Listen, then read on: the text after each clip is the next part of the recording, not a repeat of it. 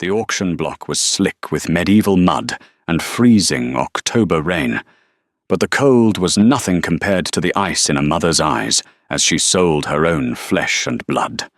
10 silver coins for the pregnant wench, the slaver bellowed over the roar of the crowd.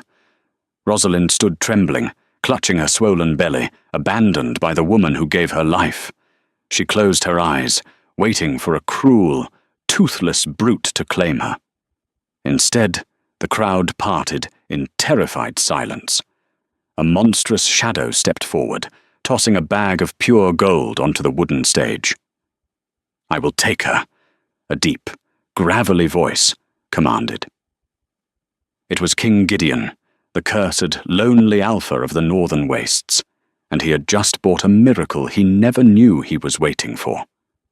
The village of Oakhaven lay deep in the valley, a festering scar of civilization wedged between the untamed forests and the brutal northern mountains.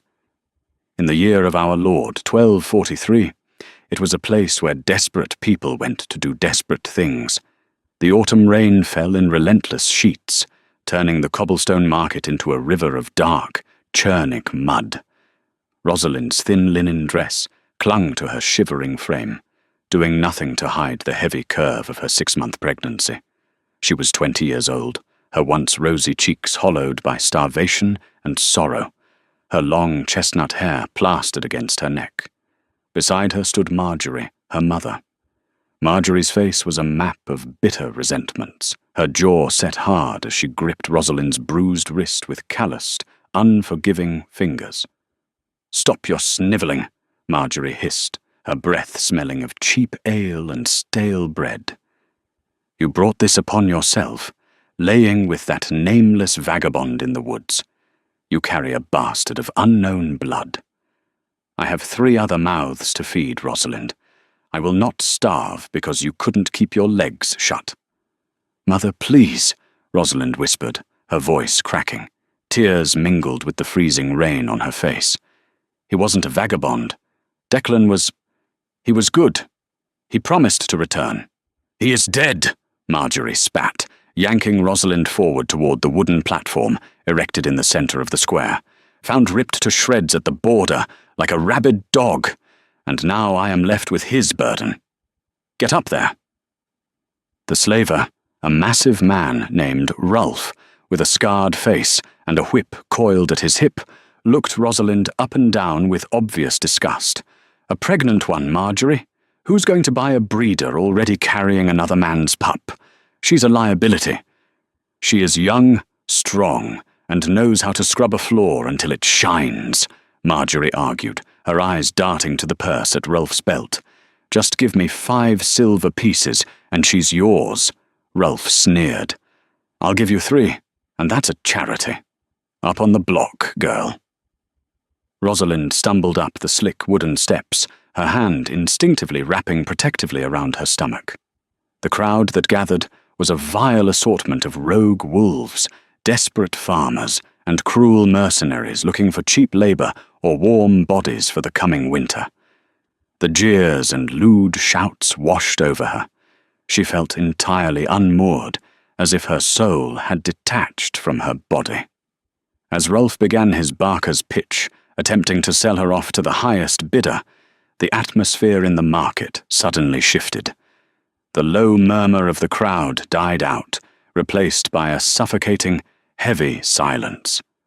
The very air seemed to thicken, carrying the sharp, crisp scent of pine needles, wood smoke, and an overwhelming, primal dominance. The stray dogs in the market whimpered and pressed their bellies into the mud. The rogue wolves in the crowd lowered their heads, baring their throats in involuntary submission. Through the parting sea of terrified onlookers walked King Gideon of the Blackwood Keep. He was a mountain of a man, clad in dark steel armor and a heavy cloak of black wolf fur. His face was ruggedly handsome, but marked by profound weariness. A jagged scar ran from his left temple down to his jaw, a testament to 100 battles fought and won. His eyes, a piercing, unnatural shade of amber, swept over the market with absolute disdain. He was the Alpha King of the North, a lycanthrope of ancient and terrifying bloodline. Beside him walked his beta, a tall, severe man named Bram. "My king," Bram murmured quietly, "this market is beneath you. Let us find shelter." "Wait," Gideon rumbled, his voice like grinding stones. His amber eyes had locked onto the wooden platform, specifically onto Rosalind. He didn't know why he stopped. For 10 years, since the tragic death of his fated mate in a bloody ambush, Gideon's wolf had been a dormant, grieving ghost. He had become known as the Iron King, cold, unfailing, brutal.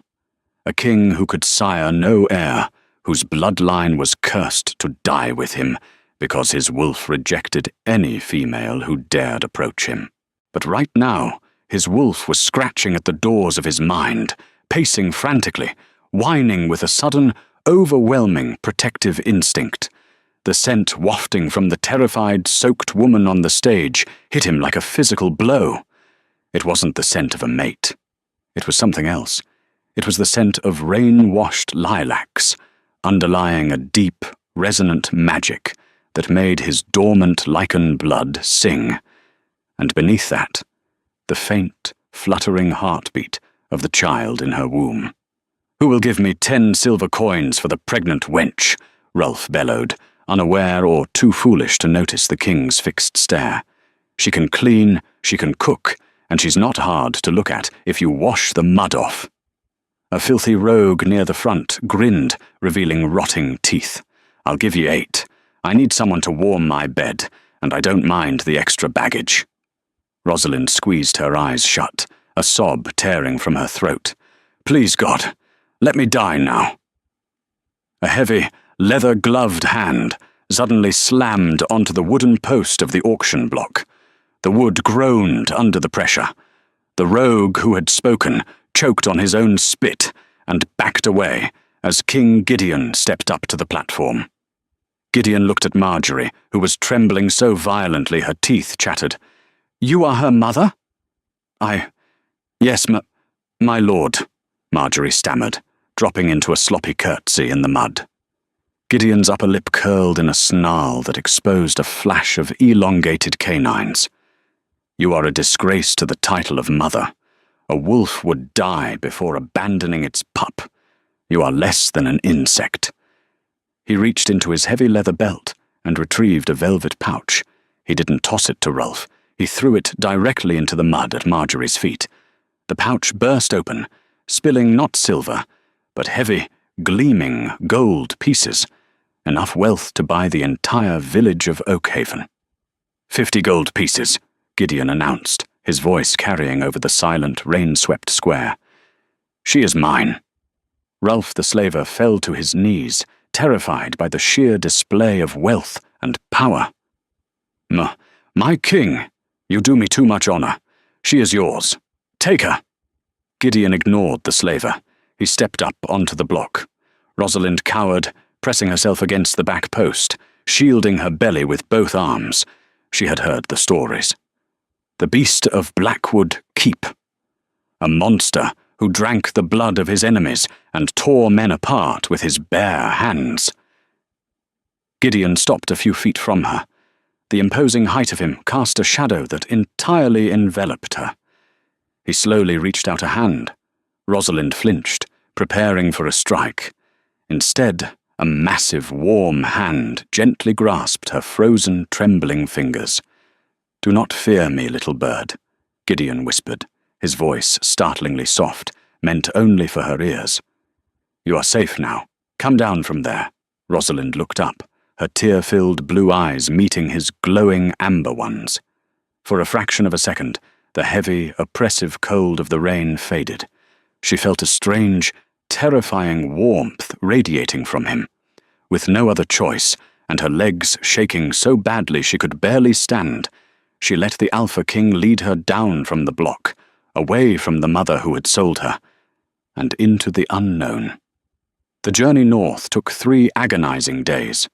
The royal carriage, pulled by 6 massive black draft horses, was a marvel of medieval engineering, suspended on thick leather straps, to absorb the shock of the rutted dirt roads. Inside, it was lined with thick furs and warmed by a small enclosed iron brazier. For the first 2 days, Rosalind sat huddled in the corner, wrapped in a blanket of snowfox fur, too terrified to speak. She expected to be thrown in a cage or dragged behind the carriage.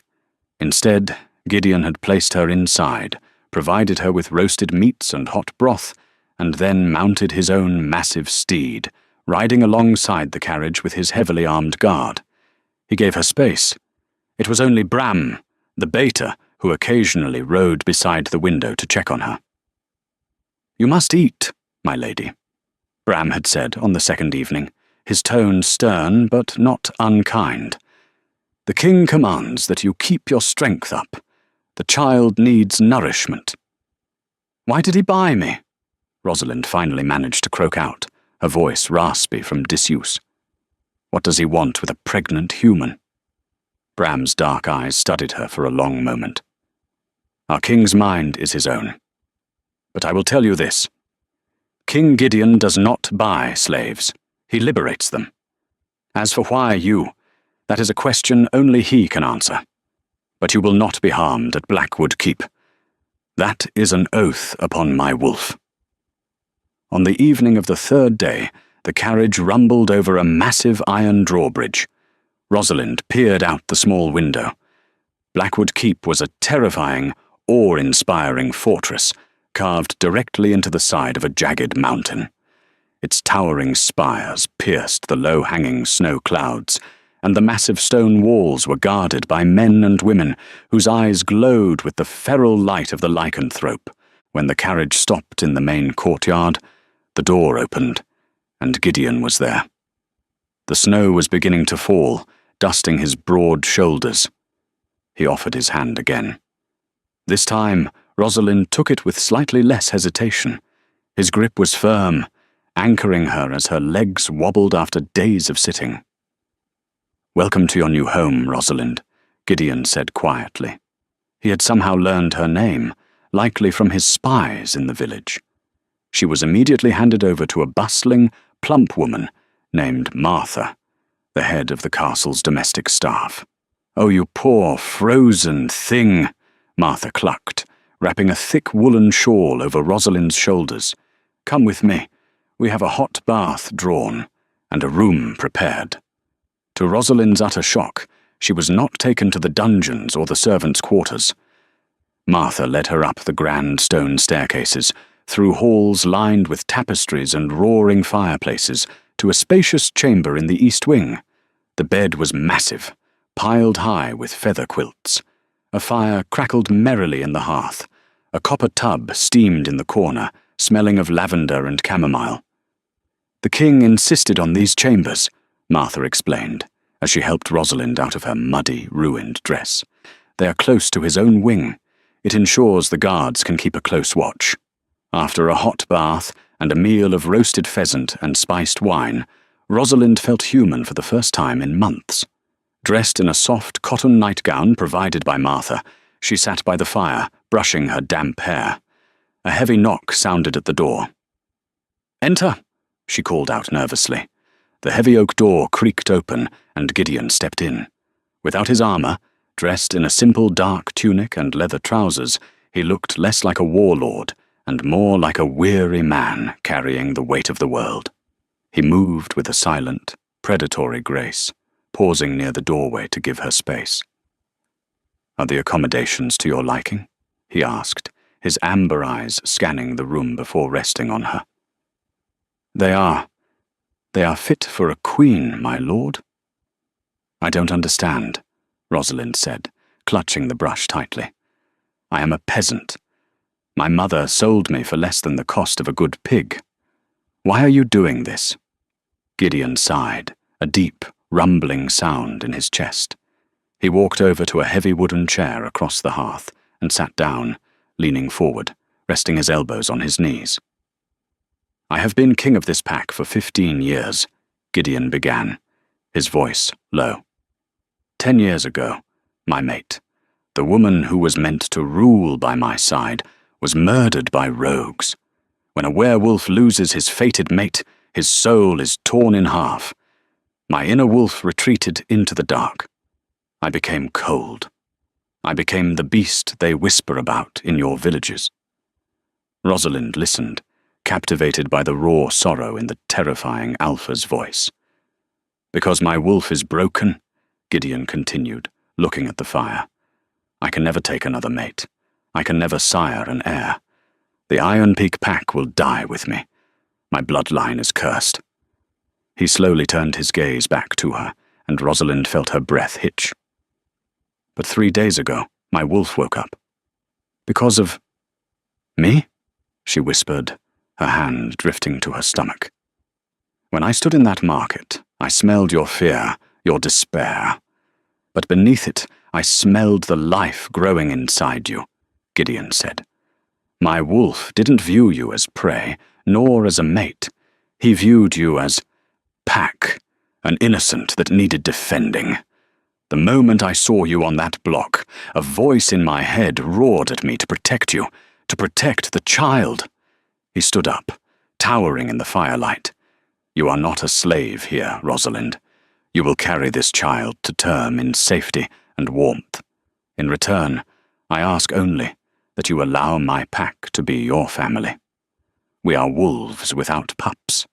We are a dying breed. Just the presence of a child in this keep brings hope." Tears welled in Rosalind's eyes. She had been cast out by her own mother, hunted by her village, and sold like cattle. Now the most dangerous man in the north was offering her sanctuary just to have the sound of a child in his stone halls. "Thank you," she choked out, bowing her head. Gideon stepped closer. He hesitated for a long moment, then slowly reached out. He didn't touch her face. Instead, he hovered his large, rough hand an inch over the swell of her belly. Rosalind held her breath. Suddenly, the baby gave a sharp, strong kick, right where Gideon's hand hovered. Gideon's amber eyes widened in shock. A genuine, breathless smile broke across his rugged face, making him look breathtakingly handsome. "He is strong," the king murmured, pulling his hand back. "Rest now, Rosalind. No harm will come to you here." As he left the room, Rosalind realized something profound. The beast of Blackwood Keep wasn't a monster. He was just a lonely, grieving father without a child. The months passed, turning the autumn mud into a brutal, pristine northern winter. The snow piled high against the stone walls of Blackwood Keep. But inside, Rosalind knew only warmth. Her life in the fortress was a dream she feared waking from. As her pregnancy advanced into the 8th month, she grew heavy and easily fatigued, but she had never felt healthier. Martha fed her constantly, and the pack's elite healers checked on her daily. But the most surprising change was the blossoming relationship between Rosalind and King Gideon. He was a man of few words, consumed by the duties of running a massive territory and managing border skirmishes. Yet, every evening without fail, Gideon would visit her chambers. At first, it was just to check on her well-being, but soon these visits turned into hours by the fire. He would read to her from ancient leather-bound books of lore, tales of the first lichens, of star-crossed mates, and ancient magic. Rosalind found herself eagerly awaiting his heavy footsteps in the hall. She learned the nuances of his moods, the tightening of his jaw when the southern borders were threatened, the softening of his amber eyes when he watched her sew clothes for the baby. "You are staring, my king," Rosalind teased softly one evening in late December. She was seated in her rocking chair, struggling to hem a tiny linen shirt due to her swollen fingers. Gideon, who had been leaning against the stone mantel, nursing a goblet of wine, offered a small, sheepish grin. "I apologize. It is just peaceful. I had forgotten what peace felt like in this room." "You look tired today," she noted, setting the sewing down. "Bram seemed agitated this morning." "Is there trouble?" Gideon's expression darkened slightly, the alpha mask slipping back into place. He walked over and poured himself more wine. "It is nothing for you to worry your pretty head over. Just rumours from the south. The Crimson Moon pack is stirring up trouble again." "The Crimson Moon?" Rosalind asked, furrowing her brow. "Are they enemies?" "They are led by a ruthless tyrant named Lord Alaric," Gideon explained, his voice turning cold. "They believe in supremacy. They enslave humans and slaughter weaker packs. Recently their scouts have been seen uncomfortably close to our borders. We caught one 3 days ago." Gideon paused, looking at Rosalind with a strange, unreadable expression. He was asking questions. "About your defences?" "No," Gideon said slowly. He was asking villagers if they had seen a human girl. "Pregnant, with chestnut hair." A cold spike of pure terror drove itself through Rosalind's chest. The sewing slipped from her lap onto the floor. "Me? Why? Why would the Crimson Moon pack be looking for me?" Gideon set his goblet down and crossed the room, dropping to one knee beside her chair. He took her trembling hands in his large, warm ones. "Rosalind, you told me the father of your child was a vagabond named Declan. You said he died in the woods." "He did," she stammered, panic rising in her throat. "Mother said they found him torn apart near the border." "Did he ever tell you his family name?" Gideon asked gently. "No. He just said he ran away from a cruel family. He was gentle, Gideon. He loved me. We were going to run away together before he was killed." Gideon sighed heavily. "My scouts investigated the name. The man you knew as Declan, he wasn't a human vagabond. He was a lycanthrope. More specifically, he was the younger brother of Lord Alaric of the Crimson Moon." The room spun. Rosalind gripped the arms of the chair, gasping for air. No, that's impossible. He never showed me a wolf. He was likely a late bloomer, or he hid his scent from you with herbs to stay concealed from his brother's trackers," Gideon explained, his thumbs rubbing soothing circles on the back of her hands. "Alaric killed him, Rosalind. Alaric murders any male in his bloodline to ensure no one can challenge his rule. But Alaric recently learned that Declan had a lover in the borderlands, and that she was carrying his pup." Rosalind looked down at her massive belly. The child inside her was not just a bastard. It was royal lichen blood. It was the nephew of a warlord and a direct threat to the Crimson Moon throne. "He's hunting us," she whispered, tears spilling hot down her cheeks. "He's going to kill my baby. I brought a curse to your home, Gideon. You have to send me away. If Alaric comes here—" "Let him come!" Gideon roared, suddenly standing up. The sheer force of his voice rattled the goblets on the table. His eyes flashed a brilliant, terrifying gold. His fangs elongated, and the aura of the Alpha King flooded the room, heavy and suffocating. Rosalind shrank back, terrified, but Gideon instantly reined himself in. He fell to both knees before her, wrapping his massive arms around her waist, burying his face against her pregnant stomach. "I will never send you away," Gideon swore, his voice a vibrating growl of absolute possessiveness. "This child is my pack. You are my ward. If Alaric wants to take you, he will have to break every stone of this keep and pull my beating heart from my chest. I lost my family once, Rosalind. I will not lose you." The confession hung in the air, heavy with unspoken feelings. Rosalind gently placed her hands in his thick, dark hair. In the face of a looming war, she felt entirely, inexplicably safe in the arms of the beast. Boom! The sudden, deafening sound of an explosion echoed from the courtyard below, shaking the very foundations of the keep.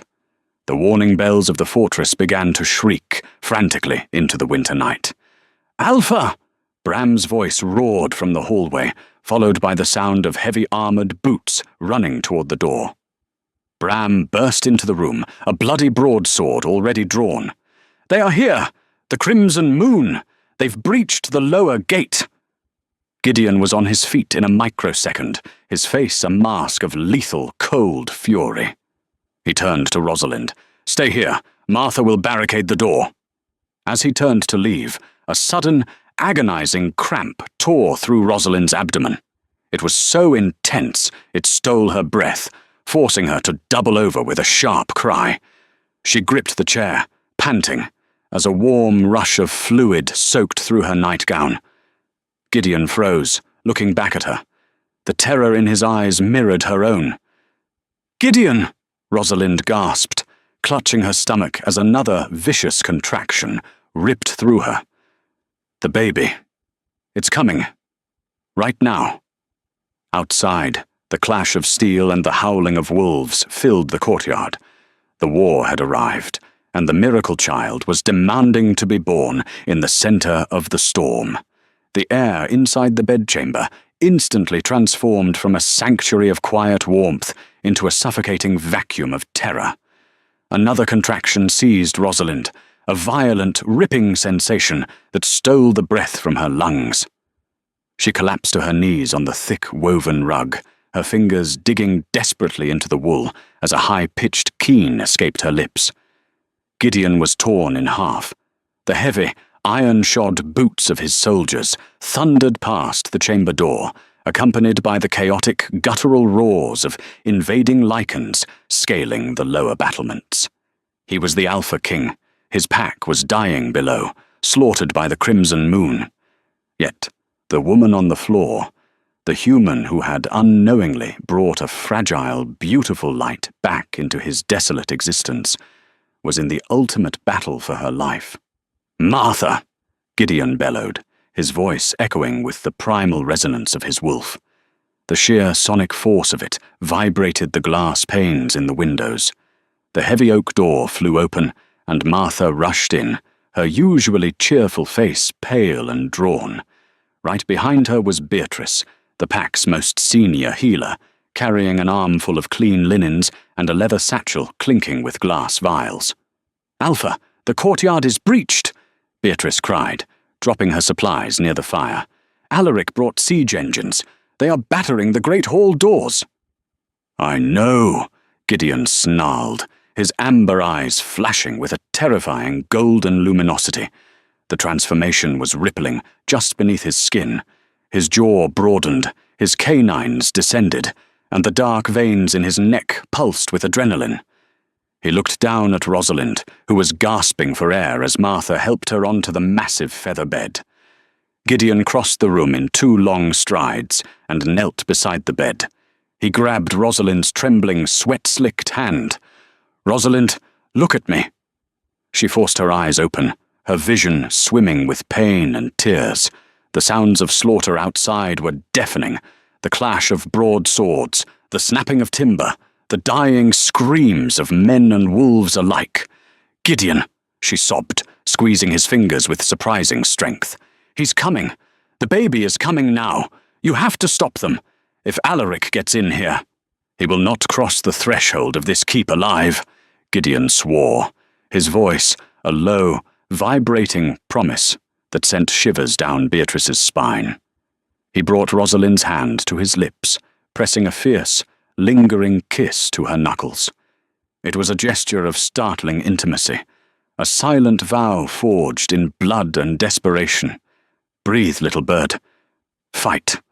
I will bring you the head of the man who threatens our pup." He stood, his massive frame blocking the firelight. He turned to the doorway, where Bram stood covered in soot and the blood of their enemies. "Bram," Gideon commanded, his tone devoid of any mercy. "Take the king's guard. Secure the stairwell leading to this wing. If a single crimson moon wolf makes it up those steps, I will personally feed you to the crows. Beatrice Martha, do not let her die." Without waiting for a response, Gideon drew the massive, double-handed broadsword strapped to his back. The steel sang a deadly note as it cleared the leather scabbard. He stalked out of the room, plunging into the dark, chaotic maw of the besieged fortress. Inside the chamber, the reality of Rosalind's situation became terrifyingly clear. Beatrice ripped away the blood-soaked nightgown, her hands moving with practiced but frantic speed. "The water has broken, but it is too early," Beatrice muttered to Martha, uncorking a vial of pale blue liquid. "Drink this, child. It is willow bark and moonflower. It will ease the pain and strengthen your heart." Rosalind choked down the bitter draught, gagging as another contraction hit her like a battering ram. The pain was unlike anything she could have comprehended. It wasn't just physical pressure. It felt as though the child inside her was radiating a searing, unnatural heat. "Something is wrong," Rosalind gasped, thrashing her head against the pillows. "It burns. My blood is burning." Beatrice placed a cool, glowing hand on Rosalind's swollen stomach, her eyes widening in alarm. "By the gods! The child! It is a pure-blood lichen. The father's genetics are dominating. Martha, fetch more hot water and the silver forceps. A human body is not meant to harbour a royal wolf's transition during birth. The pup's lichen magic is flaring out of control. Down below, the great hall was a slaughterhouse. King Gideon descended the grand stone staircase like an avenging demon. The heavy oak doors of the keep had splintered under the force of a battering ram, allowing the Crimson Moon forces to pour into the sanctuary. They were vicious, scarred rogues and hardened mercenaries, wearing boiled leather and wielding rusted, jagged blades. But they had never faced the Iron King in a confined space. Gideon didn't bother fully shifting into his wolf form. The corridors were too narrow, and he needed the reach of his sword. He waded into the sea of invaders, a blur of black fur, steel, and spraying blood. He fought with a dormant, explosive rage that had been buried for 10 years. Every swing of his massive sword cleaved through armor and bone as if they were made of parchment. He severed limbs, crushed skulls with his heavy armored boots, and roared with a fury that shook the dust from the vaulted ceilings. He wasn't just fighting for his territory anymore. He was fighting for the terrified girl upstairs. He was fighting for the miracle she carried. "Where is he?" Gideon roared over the din of battle, grabbing a terrified Crimson Moon mercenary by the throat and lifting him entirely off the floor. "Where is Alaric?" Before the choking man could answer, a chilling, aristocratic voice echoed through the blood-slicked hall. "Looking for me, you barren, cursed dog!" The sea of invaders parted. Stepping over the mutilated bodies of Gideon's guards was Lord Alaric. He was a tall, sinewy man with striking silver hair and cold, calculating grey eyes. He wore armor of polished obsidian, a cruel smile twisting his thin lips. In his hand, he held a long, curved blade, dripping with fresh, dark blood. "I must thank you, Gideon," Alaric sneered, gracefully twirling the blade. "I spent months hunting the little human whore my idiot brother sullied himself with. I assumed she would freeze in the mud. I never imagined the great, tragic King of the North would offer her a warm bed and a fortress to die in. You made finding the bastard so much easier." Gideon dropped the mercenary, his broad sword resting lightly in his grip, the tip scraping the stone floor. "You speak of bloodlines, Alaric, yet you slaughter your own kin to secure a pathetic throne. You are a coward." Alaric's smile vanished, replaced by a mask of pure hatred. "My brother was weak. He tainted our royal blood with a peasant's filth. That abomination in her belly is a threat to my absolute rule. I will carve it from her, and then I will take your head, Gideon. The North falls tonight." "Come and try, you arrogant swine," Gideon snarled. With a simultaneous earth-shattering roar, the two Alpha Kings launched themselves at each other, their clash of steel ringing like thunder through the burning fortress. The clash between Gideon and Alaric was not merely a fight of swords, it was a collision of primal, ancient magic. Sparks showered the blood-soaked flagstones as Gideon's heavy broadsword met Alaric's curved blade.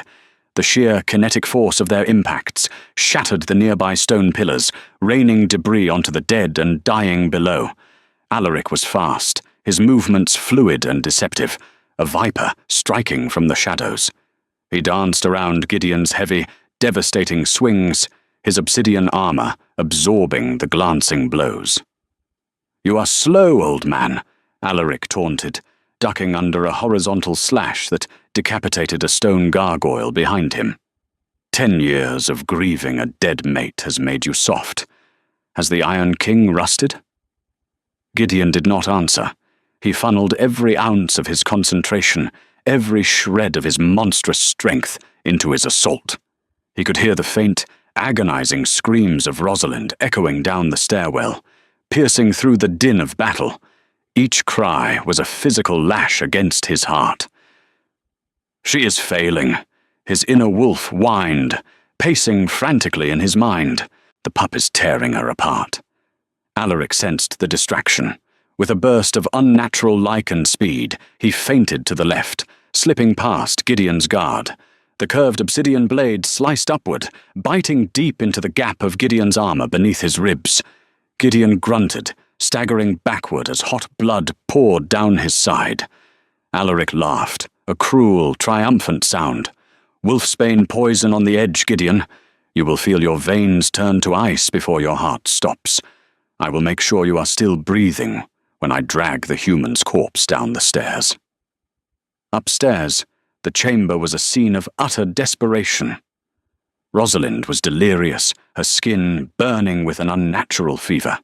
The blood vessels beneath her pale skin glowed faintly, a terrifying manifestation of the royal lichen magic surging from the child into her human circulatory system. "Push, Rosalind! You must push!" Beatrice screamed, her hands slick with blood. "The child is crowning, but his shoulders are broad. If you stop now, you will both die." "I can't!" Rosalind sobbed, her head thrashing, her voice weak and broken. "It hurts too much. Let me go, Martha. Please, just let me die." "Do not say that." Martha wept, wiping Rosalind's forehead with a cool cloth. "Think of the king. Think of the sanctuary he gave you. You are a mother. Fight for your son." Down in the hall, the wolfsbane tore through Gideon's system, a burning, paralyzing agony that sought to freeze his lungs. He dropped to one knee, leaning heavily on the hilt of his broadsword, his vision blurred. Alaric approached slowly, raising his blade for the killing strike. "A pathetic end for a legendary beast. Goodbye, Gideon." As the blade descended, a sound shattered the night. It was not the clash of steel, nor the roar of a wolf. It was a high, piercing scream from the upper chamber, followed instantly by a sound that made every lichen in the fortress freeze in their tracks. It was the cry of a newborn. But it was not a normal baby's wail. It carried a strange, heavy resonance, an undeniable, commanding frequency that vibrated in the chest of every werewolf present. The undeniable cry of an alpha heir. For Gideon, that cry was a spark dropped into a barrel of black powder. The dormant, grieving wolf within him, the soul that had been broken 10 years ago, suddenly, violently snapped fully awake. The sheer, overwhelming need to protect his new pack, to safeguard the child born under his roof, obliterated the paralyzing effects of the wolfsbane. Gideon's eyes snapped open, blazing with blinding, incandescent gold. Before Alaric's blade could touch his neck, Gideon's hand shot out with terrifying speed, wrapping his massive armored fingers around Alaric's throat. Alaric's eyes bulged in shock. "My bloodline doesn't fall!" Gideon rumbled, his voice no longer human. It was the voice of the mountain itself. With a brutal, upward heave, Gideon lifted the Crimson Moon King into the air and drove the hilt of his broadsword squarely into Alaric's chest, shattering his obsidian armor and his ribcage in one devastating blow. Alaric choked on his own blood, his blade clattering uselessly to the stone floor. Gideon threw the broken alpha against the far wall like a discarded rag doll. Alaric slumped to the ground, dead before he stopped moving. Silence slammed into the great hall. The remaining Crimson Moon invaders stared in absolute horror at the broken body of their tyrannical ruler. Then they looked at the terrifying, blood-soaked giant standing amidst the carnage, his eyes burning like twin suns. The Northern Alpha had not been broken by grief. He had merely been waiting for something worth killing for. Sensing the overwhelming dominance of the Iron King, the invaders dropped their weapons. Some fell to their knees in submission. Others turned and fled screaming into the freezing night. The siege was broken. Gideon didn't spare them a second glance. He dropped his sword, ignored the gaping, poisoned wound in his side, and began to run up the grand staircase, taking the stone steps 3 at a time. He burst past his own bewildered guards, tearing the heavy oak door of the bedchamber off its iron hinges in his desperation to get inside.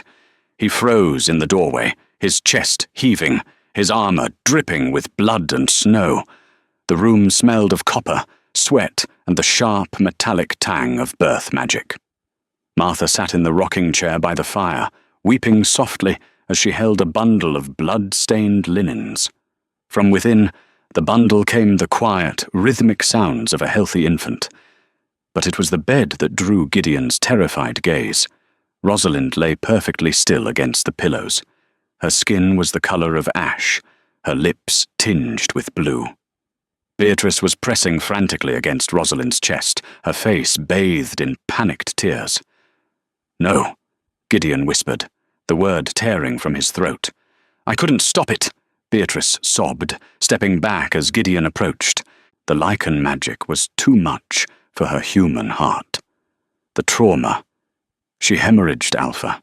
She gave every drop of her life force to push him out. She is gone. Gideon fell to his knees beside the bed. The warrior who had just slaughtered an army and killed a rival, King, broke down completely. He reached out with trembling, blood-stained hands, cradling Rosalind's lifeless face. She was so cold. "You promised me you would fight," Gideon choked out, a single hot tear tracking through the soot and blood on his cheek. "You promised me, little bird." "Alpha," Martha whispered gently, stepping forward. She held out the bundle. "He is beautiful. He has her nose. But he has the eyes of a king." Gideon slowly turned his head. He looked down into the linens. Staring back at him was a robust, alert infant boy with a shock of thick, dark chestnut hair. But as the baby opened his eyes, Gideon stopped breathing. The child's eyes were not human blue or brown. They were a brilliant, piercing, glowing gold. The eyes of a pure, royal lichen. The baby reached up a tiny, bloody fist and wrapped it around Gideon's massive armored finger. A jolt of pure, unadulterated pack magic shot up Gideon's arm, settling deep within his chest. In that single perfect moment, the child accepted Gideon. Not Alaric, not the dead vagabond Declan. The magic of the pup recognized the monster who had saved them. The pup claimed Gideon as his alpha, his father. And then Gideon realized something. The magic in the room hadn't entirely dissipated. It was hovering, clinging to the fading warmth of the woman on the bed. Gideon looked from the child back to Rosalind. He remembered the ancient lore he had read to her by the fire, the forbidden rituals of the first wolves.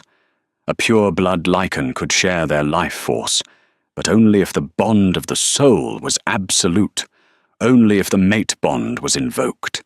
His wolf, dormant for 10 years, howled in his mind, demanding he save her. She wasn't his fated mate, but she had become his chosen one. She was the mother of his heart's child.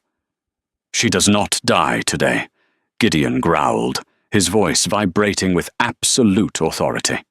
He handed the baby back to a startled Martha. He leaned over Rosalind, pulling his leather gauntlet off with his teeth. He brought his own wrist to his mouth, his fangs elongating. Without hesitation, he bit down hard, tearing his own flesh until thick, dark, unnatural lichen blood pooled in his palm. "Alpha, what are you doing?" Beatrice gasped, recognizing the ritual. "That magic. If her soul rejects it, it will kill you both." "She will not reject me," Gideon said. He pried Rosalind's cold lips apart and pressed his bleeding wrist against her mouth, forcing the heavy, magical blood down her throat. Then he gathered her limp body into his arms, crushing her against his armored chest, burying his face in her sweat-soaked hair. "Come back to me, Rosalind," he whispered fiercely into her ear, pouring his very soul, his dominant will, and his alpha essence into her fading body. "I command you. Do not leave me in the dark again. Come back to us." For 3 agonizing days, time stood still within the stone walls of Blackwood Keep. The dead were burned on massive pyres in the valley, the black smoke a stark warning to the south that the Iron King was not to be challenged. The blood was scrubbed from the great hall, and the shattered doors were replaced with heavy iron portcullises. But the true battle was still raging in the East Wing chamber. Rosalind lay in a deep, unnatural coma. The lichen blood Gideon had forced into her veins was fighting a violent war against her mortal frailty. Her temperature spiked to lethal levels, and her veins pulsed with a terrifying, golden luminescence beneath her skin. Gideon did not leave her side. He refused to have his own poisoned wound treated properly, allowing Beatrice only to bind it with basic bandages. He sat in the heavy wooden chair beside the bed, holding Rosalind's hand, his amber eyes fixed on the shallow rise and fall of her chest. In a small wooden crib near the fire, the baby slept soundly, watched over by a fiercely protective Martha. The child was impossibly strong, already lifting his head and demanding milk with a terrifying, deep-timbered wail that sent the castle guards scrambling.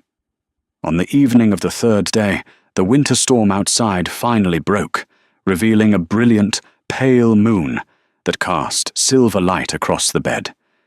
Gideon's head was bowed, exhaustion finally dragging him towards sleep. His thumb subconsciously stroked the back of Rosalind's hand. Suddenly, the golden glow beneath her skin flared brilliantly, then vanished entirely. Her skin returned to a healthy, flush pink. Gideon's head snapped up. He felt the shift in the air. The heavy scent of blood and sickness was gone, replaced by the overwhelming, intoxicating fragrance of rain-washed lilacs and something new, the distinct, undeniable scent of a lichen mate. Rosalind's eyelashes fluttered. She drew a deep, shuddering breath, her chest expanding fully for the first time in days. Slowly she opened her eyes. The soft, terrified blue eyes of the human peasant girl were gone.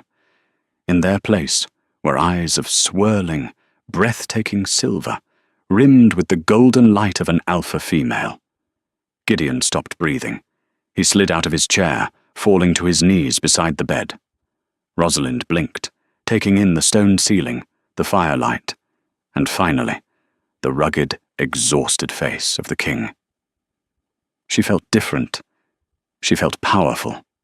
The agonizing weakness that had plagued her human life was gone, replaced by a thrumming, vital energy that connected her to the very stones of the keep.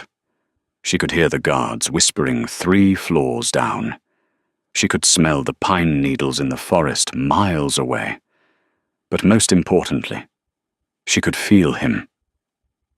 She looked at Gideon, and it was as if a veil had been lifted from her soul. She didn't just see a terrifying warlord or a kind protector. She felt the heavy, unyielding tether binding her heart to his. She felt his profound loneliness, his absolute devotion, and the crushing fear he had endured for the past 3 days. "Gideon," she whispered. Her voice was no longer reedy and frail. It carried a soft, commanding melody. "I am here," he choked out, pressing his forehead against her hand, his broad shoulders shaking. The invincible Iron King was weeping. "I thought I lost you." Rosalind slowly sat up, the furs falling away from her shoulders. She felt no pain. She reached out with her free hand and cupped his scarred cheek, wiping away a tear with her thumb. "You gave me your blood. You bound me to you. It was the only way to save you," Gideon whispered, looking up into her silver eyes, terrified she might reject what he had turned her into. I invoked the old rites. You are no longer fully human, Rosalind. You carry my essence. My wolf. He claimed you as our mate. I had no right to make that choice for you. But I could not let you die. Rosalind smiled, a radiant expression that rivaled the moonlight. You bought me for 50 gold pieces in the mud, Gideon. You gave me a home, you protected my child, and you stood against an army for me. You did not steal my choice. You gave me a life. She leaned down and pressed her lips to his. It wasn't a hesitant kiss born of gratitude. It was fierce, passionate, and sealed by the ancient magic thrumming through their veins. The mate bond snapped fully into place, a cosmic lock turning, making them invincible. A loud, demanding wail erupted from the crib by the fire. Gideon chuckled, a deep, rich sound that Rosalind had never heard before. He stood up, wiping his face, and walked over to the crib. He gently lifted the furious infant into his massive arms, cradling the boy with shocking tenderness. Instantly, the baby stopped crying, his golden eyes locking onto Gideon's amber ones. Gideon carried the child back to the bed and placed him in Rosalind's eager arms. "He is beautiful," Rosalind cried, kissing the baby's soft forehead. She looked up at Gideon. "Alaric, is he?" "Alaric is dead," Gideon said firmly. "The Crimson Moon Pack has been shattered. They will never threaten you again. He came to destroy my bloodline, but instead he delivered me an heir." "He needs a name," Rosalind said softly, tracing the baby's cheek. "A strong name. A northern name." Gideon sat on the edge of the bed, wrapping his arm around Rosalind's shoulders, pulling both her and the child against his chest. He looked at the boy who held the royal blood of 2 warring factions, a child born of tragedy who had forged a kingdom's salvation. "Arthur," Gideon declared, his voice filled with a quiet, absolute pride. "Arthur of Blackwood Keep, the Prince of the North." The baby cooed, reaching a tiny hand up to grasp a strand of Rosalind's chestnut hair. The storm outside had finally passed, leaving behind a pristine, untouched world of white snow. The cursed, barren era of the Iron King was over.